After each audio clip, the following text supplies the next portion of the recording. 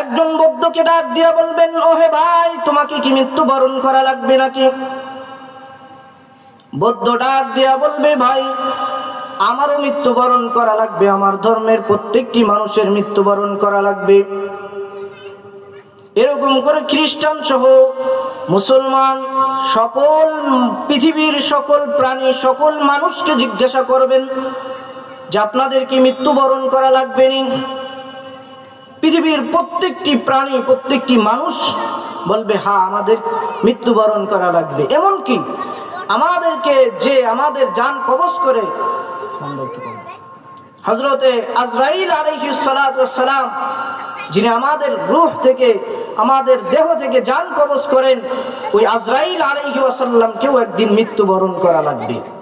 শুধুমাত্র আল্লাহ তাআলা ব্যতীত সকল প্রাণী যাদেরকে আল্লাহ সৃষ্টি করেছেন সকলের একদিন না একদিন মৃত্যুবরণ করা লাগবে। এই জন্য সকল প্রাণীর সাবজেক্ট আলাদা, কিন্তু আল্লাহ তাআলা মানুষের সাবজেক্ট আলাদা করে বানিয়েছেন। হযরত আদম আলাইহিস সালামকে সৃষ্টি করে দুনিয়াতে পাঠিয়েছেন। এই জন্য দুনিয়াটা মানুষদের জন্য, এই পৃথিবীর মানুষের জন্য আল্লাহ তাআলা খেত স্বরূপ বানায় দিয়ে গেছেন, আখিরাতের কামাই স্বরূপ বানায় দিয়ে গেছেন। মানুষ ভালো কাজ করবে, মানুষ ভালো কাজ করলে জান্নাতে চলে যাবে। এই জন্য আল্লাহ তাআলা এই দুনিয়াতে আমাদেরকে পাঠিয়েছেন।